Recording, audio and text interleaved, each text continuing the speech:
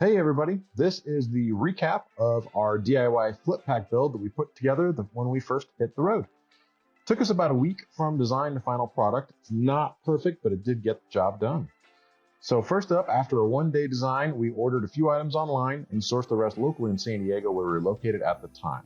With that out of the way, we got started, so here we go. One of the parts we had difficulty locating was a kitchen sink that would actually be the correct size for what we needed. After a little searching, we actually found a stainless salad bowl at Walmart that was going to fit right where we needed it.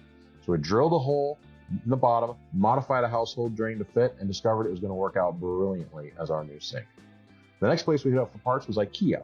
Specifically, we were looking for countertop material. We thought the one that we had picked up was wood, but after cutting ended up having a cardboard core, which clearly isn't going to work out for a stove setup.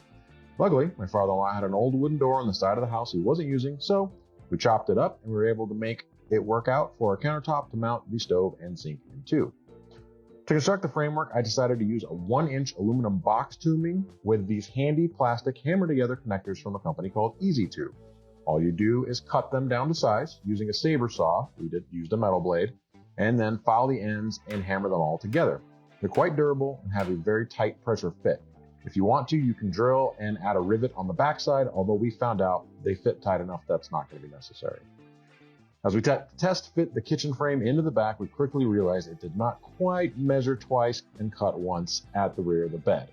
It narrowed back there, and we needed to pull it apart in order to get it to fit properly. Seeing as how we had a limited number of the connectors, we decided the best course of action would be to salvage them, cut instead the aluminum. That way we could just cut the edges apart and grind off the corner, take a pair of pliers or channel locks to pry them apart, then hammer the new pieces back together, and voila, the kitchen now fits. This is why this build is taking forever.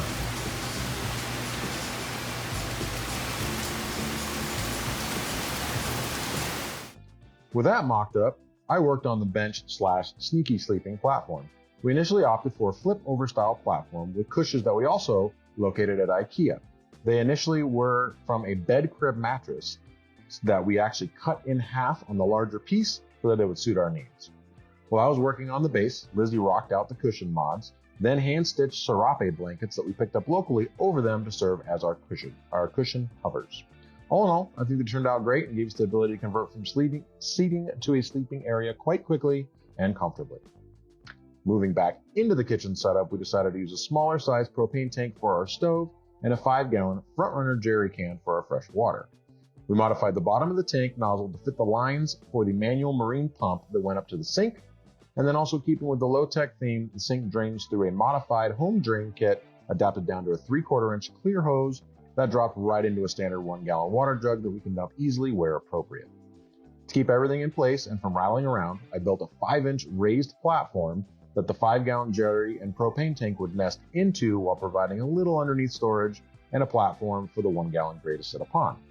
There's just a quick view of the underside of the counter where you can see the drain modification and flush mounting of the sink and stove into the counter. Look at that. The water pump works. We have a working sink. Success. No leaks, no drips. Perfect. On the back side of the countertop, we did have to do a little bit of modification in order to get the fuel line into the stove without any kinks. Luckily, we had room to drill it out and we were good to go.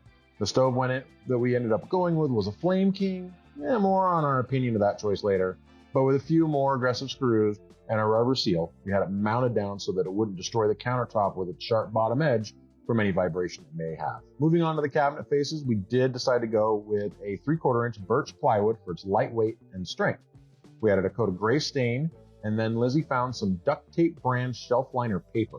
It looked awesome, just like real wood panels, and turned out to be very durable and resistant to scratches and damage. Plus, when it gets dirty, you can just wipe it right off. For the door hardware itself, we ended up using standard hardware store hinges from Ace Hardware. Not the flush look I wanted, but they ended up actually being quite durable and working out well for the duration of our build.